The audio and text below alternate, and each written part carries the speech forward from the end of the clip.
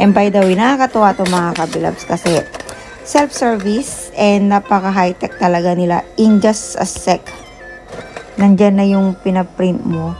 And ayan, nilagay ko na rin po sa photo frame.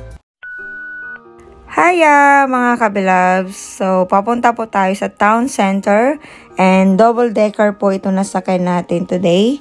Kaya, sinipag po ako mag-mini vlog and para i-update ko na rin po kayo mga kabilabs.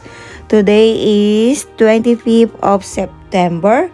Kagaling ko lang po ng 12 hours night shift duty. So, bilang day off ko po tonight, sinipag po ako mag-town center and tuwing Wednesday po kasi ay market day dito po sa aming bayan. So, nandito na po tayo sa town center. Ayan po ang ating view and pababa na po tayo ng double-decker bus. Gusto ko po ipakita sa inyo kung gaano kahirap pababa, kung gaano kakitid ang hagdan ng double-decker bus. So, usually kapag umaandar ang bus po mga kabilabs, kailangan nakahawak ka po dyan kasi kung hindi, malalaglag ka po. So, nandito na po tayo sa town center. Kung makikita nyo, maaga pa, kaya yung ibang store ay sarado pa po and kakaunti pa ang tao. And ito yung kanilang mga bread and mga dessert. Ayan. So, para nasa Israel po tayo, di ba? Nakalabas lang siya or nakatiwangwang lang yung mga bread dito. So, ito po yung talagang pinupuntahan namin dito. Parang talipapa. Pero every Wednesday lang po kasi sila. So, squash po yung tinuturo ko doon. And nakakatuwang mamili dito kasi sobrang fresh yung mga paninda nila. And mas maganda pag pumunta ka dito, malaki yung lagayan mo. Or meron kang akay-akay na may gulong para hindi ka mahirapan sa pamimili. And dito po sa UK mga kabilabs, bira ka lang po makakita ng ganito, yung wet market.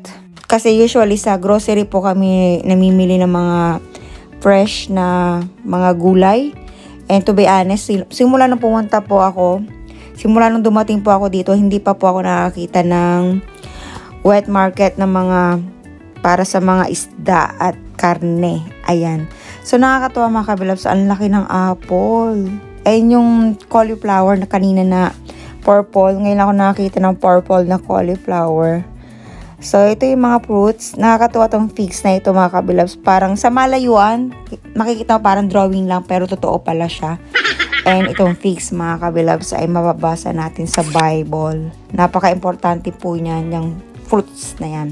Comment down below kung sino na po nakatikim sa inyo ng figs. And itong melon. Ayan.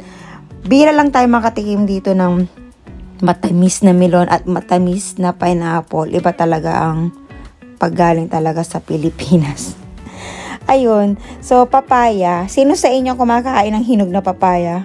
Favorite ko ang papaya mga kabilabs pag nakasahog siya sa tinola at yung ginataang papaya.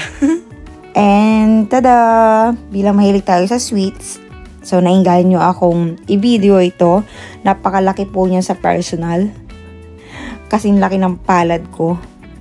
And nagpa-print din po tayo ng mga pictures. Ayan. And ilalagay po natin yan sa photo frame mamaya. And by the way, nakakatuwa ito mga kabilabs kasi self-service and napaka-high-tech talaga nila. In just a sec, nandyan na yung pinaprint mo. And ayan, nilagay ko na rin po sa photo frame. Thank you for watching. God bless you all mga kabilabs. Mwah!